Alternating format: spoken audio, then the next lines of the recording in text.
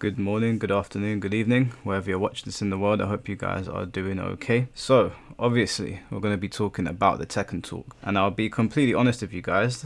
It was 2 hours and a half. There's a lot of things in here that I weren't too interested in, namely Eddie Gordo. So to get it out of the way very quickly, I thought he looked pretty cool. He seemed a little bit more streamlined. I think they actually mentioned that they've made him more similar to the other characters. I don't know how Eddie Gordo mains feel about that. It sounded a little bit lame to me because Eddie was one of those characters that always stood out to me as being very unique. Both being a little bit tricky to use because he was apparently very unsafe and considered a low tier in Tekken 7. But if you did know how to use him, he was so difficult to deal with. If they've made him more like everyone else and they've made it so it's easier to punish him, I don't know how I feel about that. I mean, I'm never going to play Eddie, so I'd like to hear from the Eddie players how they feel about that. A lot of people saying that he looks overpowered. I kind of guessed that. DLC characters in Tekken and most fighting games tend to be very powerful, and what tends to happen is they nerf them very quickly after they've been released and they've made the money off them. It's kind of like a pay to win sort of situation. It's what happened with Leroy, it's what happened with Fakuram, and I wouldn't be surprised if that's the route they're going down with Eddie to push sales, because again, this game has appealed to a much wider audience, and if the casual market has the ability to purchase a character that is going to give them an easier time when they go online, then of course they're going to do that, and that will probably be a model they follow as more DLC characters come out. So expect Eddie to be very strong on day one, expect him to get nerfed maybe a couple of months down the line quite heavily like Fakuram and Leroy did. Now that aside, because I wasn't too interested in Eddie, what I was interested in was the handling of the online. But there's two parts of this that I'm very interested in. Now I'm going to get to the battle pass in a little bit because I know that's probably what people want to hear about with regards to how I feel about it. Now it seems like they've created a jail system, which I think is pretty good. I think the idea is that if you plug and you continuously plug, you get matched with other jailers and you only get let out of that jail once you have stopped plugging. So if pluggers want to plug amongst each other, that's completely fine. I think they should continue doing that. I would encourage them to continue doing that so you guys can stay in your little corner and stop ruining the experience for everybody else. But we will see if that system actually works. Apparently this system exists in Killer Instinct and apparently it works very well. So if it's an actual legit jail system, then I'm all for that. Well done to Namco for doing that. It's still not the fix that I would like. I would still like to be awarded the points because at the end of the day I am going to encounter pluggers regardless before they get put in jail, and the main problem that I have with this is that it's a waste of time. So they have skirted around doing things that people want them to do, and even though this is a step in the right direction, it's not a step that I think is going to fix the overall issue, but we shall see. They also said they're going to show the disconnect rate. I actually think that this is a bigger deal. If I can see how many times you've disconnected, then I can make the choice for myself. Right now we don't have the ability to really know who's disconnected and who hasn't because it says 0% for everybody, and so I sometimes will click on a person who I think is going to play in good faith and take their L on the chin, and it turns out that they're obviously not going to, and then my time is wasted. I think Harada and Michael Murray and those guys need to understand that it's less about me just wanting points and it's more about me wasting my time. I love it when people say, oh, it's just a game. Then what are you doing here? I'll never really understand that argument. This is a gaming channel. We're discussing Tekken. It is a video game. Yes, there are much more important things in life, but if we're talking about plugging, and that is the situation they brought up on Tekken Talk, and that's the thing we've been talking about, then we might as well address it properly. It's very low IQ stuff to be saying, oh, it's just a game. Yeah, I think everybody knows that, and I think Harada and Michael Murray know that, but at the end of the day, it's a game they spent a lot of time working on. It's a game that we spent our money on. We want it to function in an appropriate way. So I think the disconnection rate is a very good idea. Gives me the ability to choose if I am going to play this person or not, and if it does have a high disconnection rate and I choose to fight them, then that's on me. Now again, this is still not the fix that I want, but there are two fixes that I think are a step in the right direction. We will see if they implement them correctly and if they're going to work correctly. I have my reservations, but I'll give them the benefit of the doubt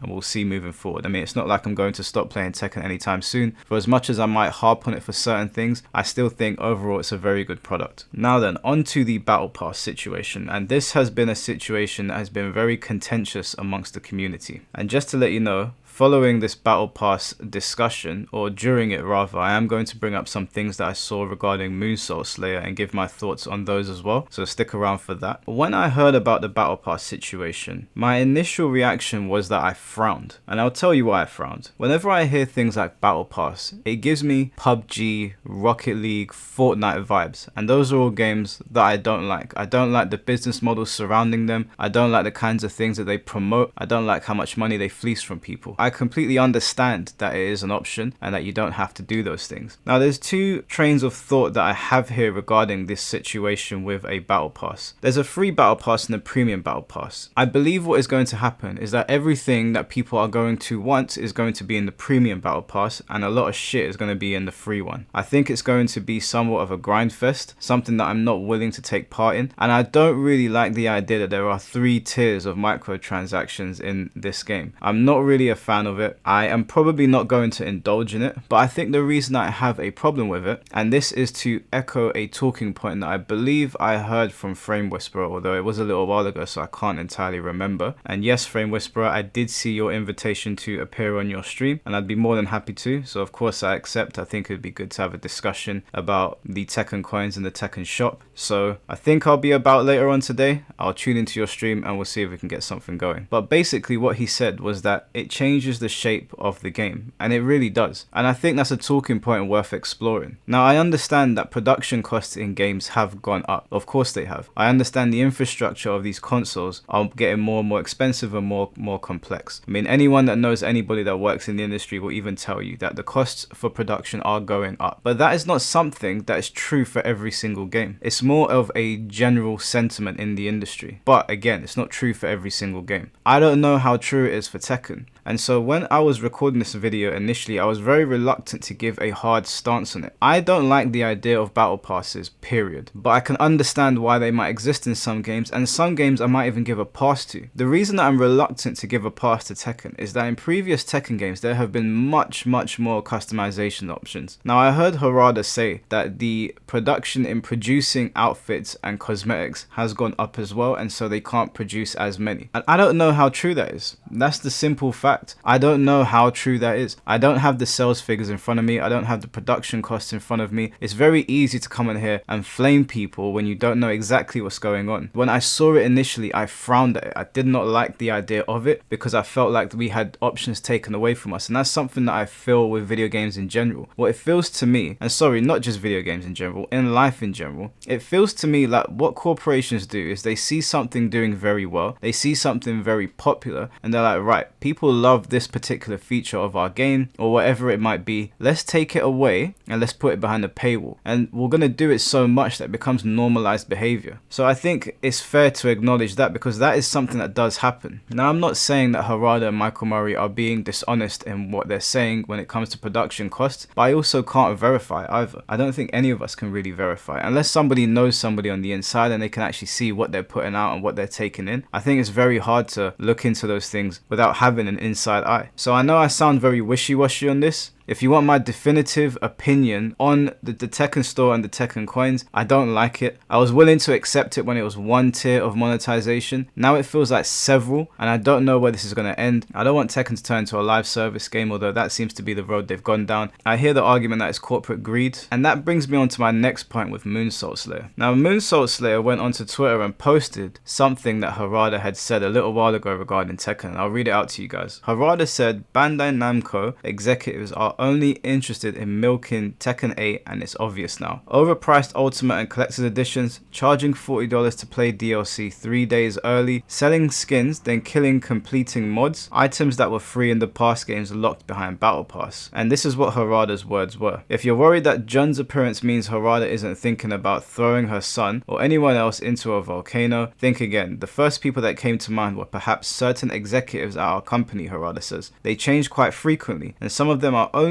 interested in obtaining the highest profits possible to further their careers. They have no regard for development schedules or brand timelines. So some of them quickly flashed into my head. But if I had to think and I had to pick a Tekken character, it's tough because most of them would probably survive if we look at past instances. Essentially saying there that this is corporate greed. And I'd probably be inclined to believe that because, again, like I said, whilst I acknowledge that production costs have gone up, charging people $40 to play DLC 3 days early does seem like a greedy thing to do. You can say, oh, well, you paid for it, and that's 100% true. I think that the way products are set up, the way consumerism is in the West, I think these guys understand the mindset that people are in, and I think they prey upon it. Now, I do think it's up to us to vote with our wallets, like I always say. And I gave Tekken the benefit of the doubt, and I'm very open in saying this. I did the same for Mortal Kombat. Tekken and Mortal Kombat have both done things I don't like. Obviously, NRS has done more egregious things in my opinion, although Namco seems to be playing catch up here. And with the way things are going, I don't know if I will buy another collector's edition. I'm in two minds about it. Yes, I like the base product very, very much. I think it's really good. But I think there's so many issues in it that they're skirting around and they're not addressing. They did address the balance, and I did think the fact that they were addressing the concerns we have with balance. For example, a great thing that I saw them bring up was Asuzena's while running 3-2, I believe the notation is, where she knees you and then elbows you.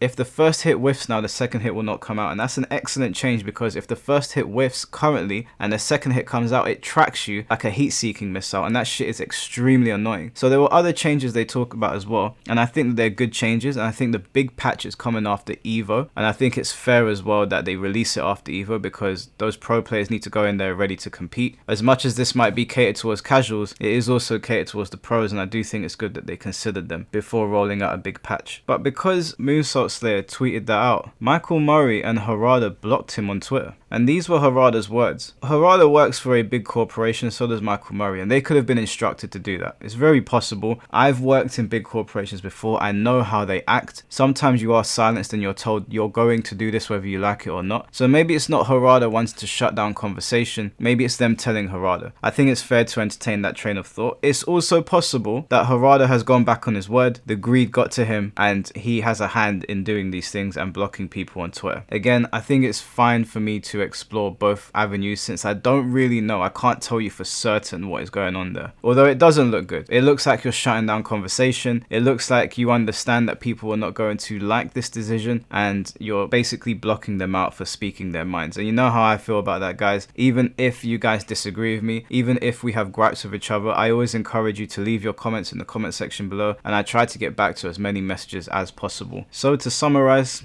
how did I feel about the Tekken talk? I wasn't pleased with it overall. I wasn't completely interested in Eddie Gordo, and it kind of made me think about a time when games were just packed full of options. I was sitting here and I was playing Budokai Tenkaichi 3. I thought, let me boot up my PS2. Let me get some Budokai Tenkaichi 3. And then I was looking at all the options in the game and I was like, do you know what? All of this would be stripped away today. We wouldn't have all of this. Do you guys remember how many capsules and how many techniques were in that game? There's a part of me that thinks that Bandai Namco is going to put a lot of stuff behind a paywall in Sparking Zero, things that already existed in Budokai Tenkaichi 3. And I was looking at my other PS2 games and I was like, wow, that era is really gone. So much so that I remember watching the Sparking Zero trailer, and one of the first things people were saying was, will you guys have offline local multiplayer? And I read it and I thought to myself, shit man, we are so far beyond the golden age of gaming. The age where these things were just mandatory. We didn't even have to ask, can we play 2-player with our friends offline? I remember I picked up a Formula 1 game for my dad. My dad's a massive fan of Formula 1. And we went on to play local offline multiplayer together and it wasn't there. And I was shocked. And this was quite a while ago. This was a very long time ago, actually. I don't know if they've added it into recent iterations, but I remember getting this version of Formula 1 and thinking, holy shit, a racing game with no offline multiplayer. That is insane to me, because I remember sitting there playing Gran Turismo and playing World Rally Championship and Sega Rally, and these were all normal things in games. And so it makes me think, are these cosmetics just something that Harada, the Tekken team, and Bandai Namco knew that people had loved a lot in their previous Tekken games, and they became synonymous with Tekken? Customization has become synonymous with Tekken. They were like, right, people will pay for this, let's take it away and put it behind the battle pass. It's possible, guys. Like I said, I try to be fair as possible. I know that things are becoming more expensive in the world, but I also know corporations lie about that. I know that they take away massive profits and they tell us, we need you to do this in order for us to support the game going forward, and it turns out they're not telling the truth. It's also true that there have been games that have released with no stores whatsoever, no battle passes, nothing like that, and they've done exceptionally well. Adding on story DLC is fine. I think most people are happy to pay for that. I think most people are happy to pay for brand new characters, especially in a game that has 32 characters. I think people are happy to pay for those things. But cosmetics, when the game has already stripped away quite a lot of cosmetic options and quite a lot of customizations options, when you go back and you look at Tekken 6, Tekken Tag 2, and even Tekken 7, which had more than this, I think it's fair to see why people are raising an eyebrow at the Battle Pass. Am I going to indulge in the Battle Pass? The answer is no. I already said that I think the stance that they took against the modders was quite unfair. I think modders and the gaming industry have had a symbiotic relationship for a very long time. Modders have always gone out of their way to support these games, and the argument that this is their product and they can do whatever they want with, I hear that. Of course, it is their product. They can do whatever they want with the product. My main problem is that they went about it in the most vicious way possible. The people that they struck have been on YouTube supporting their product and getting eyes on their products for a very long time. Tekken 7 enjoyed a lot of success because of the modding community, believe it or not. And I think to disrespect your player base to the point that you just shut their channels down, their way of making money. I mean, for someone like me, if I lost my channel today, yeah, it would hurt because I think it's come a long way this year. But I already have jobs outside of this. It's not going to hurt my income. Some people really do invest all their time into this, and I think it's somewhat commendable when they build a channel off one game and they're able to make money from it. And for you to not just send them an email saying, hey, this is our intellectual property, whilst it is normal for modders to use games and promote them on their channels, we don't want you to do it. So here is your warning, your only warning. Please stop doing it going forward. And if you want to go a step further, you can say to them, please remove the videos of our game where you've included mods. But instead of doing that, you struck people's channels. So I won't support the Battle Pass on that premise alone. I'm a very stubborn person. I know some people think I'm petty, and that's completely fine. I also think I'm a bit petty sometimes as well. But once I get something in my head like this, I don't really feel like I'm going to back down. Yes, I will buy my favorite character. If they release costumes for them, even if it's Jinpachi, my favorite Tekken character, even if they release him, I'll buy him, but I will not buy any add-ons for him. I think the way they've gone about things is pretty scummy. I think 3-tiered microtransactions is just a bit too much in Tekken. I'm not for it, but